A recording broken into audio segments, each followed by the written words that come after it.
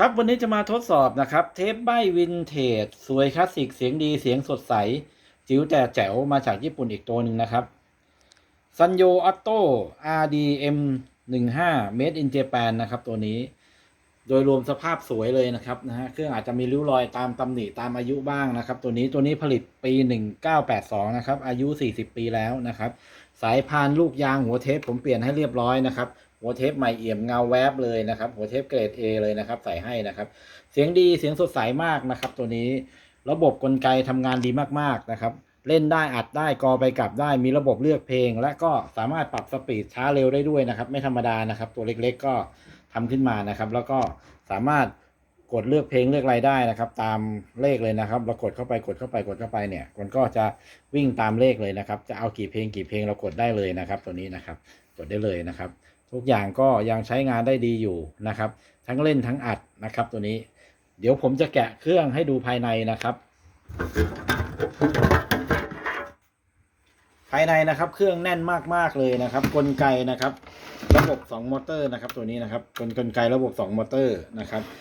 แยกมอเตอร์แคปแตนกับมอเตอร์ไฟวิวแยกจากกันนะครับตัวนี้ขับแกนแคปแตนนะครับขบลูกยางตัวนี้เป็นตัวฉุดเทปนะครับทั้งเล่นทั้งก่อเขาใช้ตัวนี้เลยนะครับเป็นมอเตอร์ไฟวิวนะครับตัวใหญ่นะครับแล้วก็มีโซลินอยด์ถึง2ตัวเลยนะครับเห็นไหมครับทุกอย่างแน่นนะครับเครื่องแน่นมากๆนะครับเชื่อถือได้นะครับไม่น่าเชื่อนะครับ40 ปีที่แล้วนะครับซันโย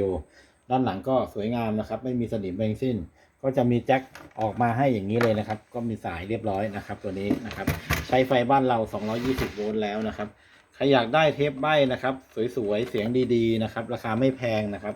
จัดได้เลยนะครับตัวนี้นะครับไม่ผิดหวังแน่นอนนะครับเพราะว่าผมทำให้เรียบร้อยทุกอย่างทั้งหัวเทปทั้งอะไรเปลี่ยนให้ทั้งหมดเลยนะครับ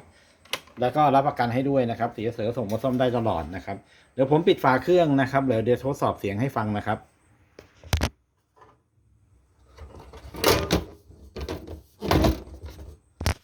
ของญี่ปุ่นแท้ๆนะครับคุณภาพแน่นอนนะครับตัวนี้เดี๋ยวทดสอบเสียงกันเลยนะครับ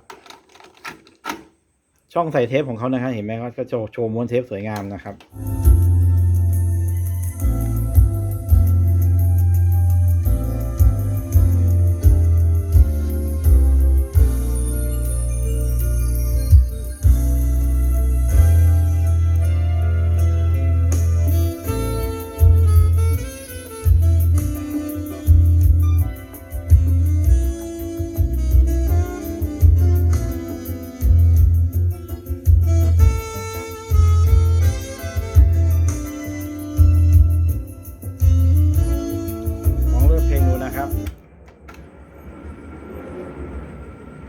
นะครับ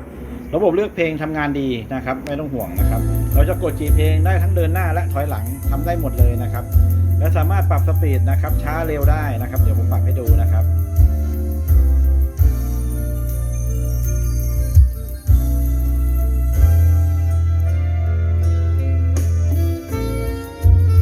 นี่ฮะเร็วนะครับช้านะครับ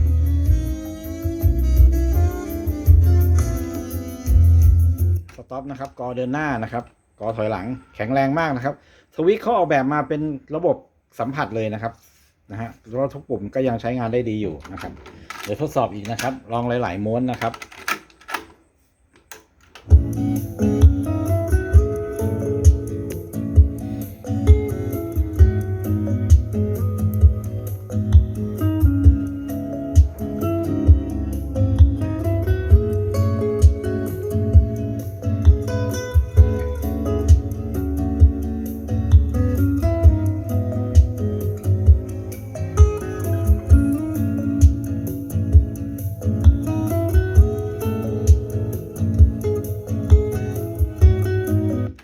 ครับเสียง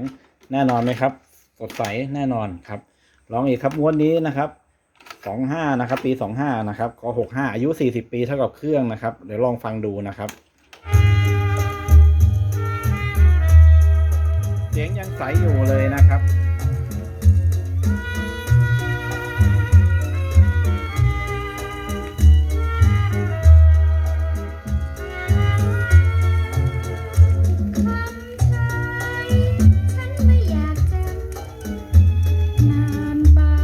ปรับสปีดได้นะครับ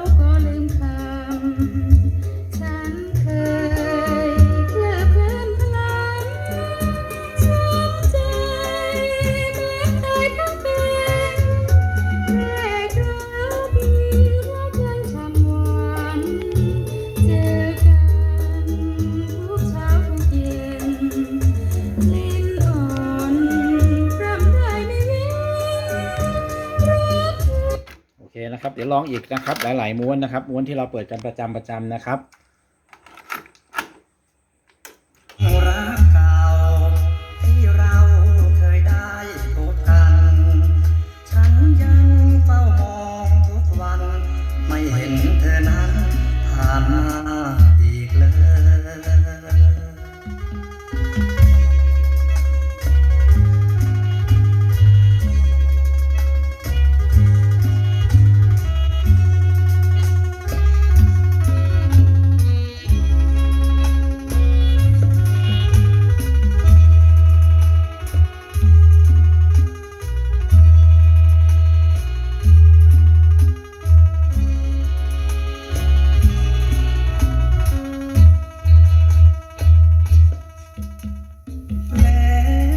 เป็นไงครับเสียงนะครับร้องเก่าๆอีกสักม้วนหนึ่งนะครับ เก่ามากๆเลยนะครับ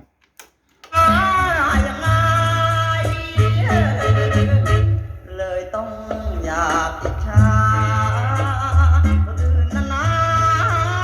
รักกันเห็นคู่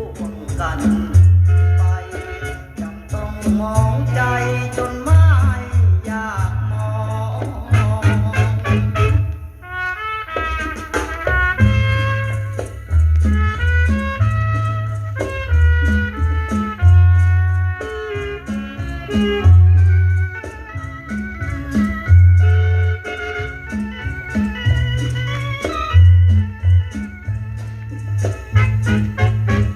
มันน่าอิจฉา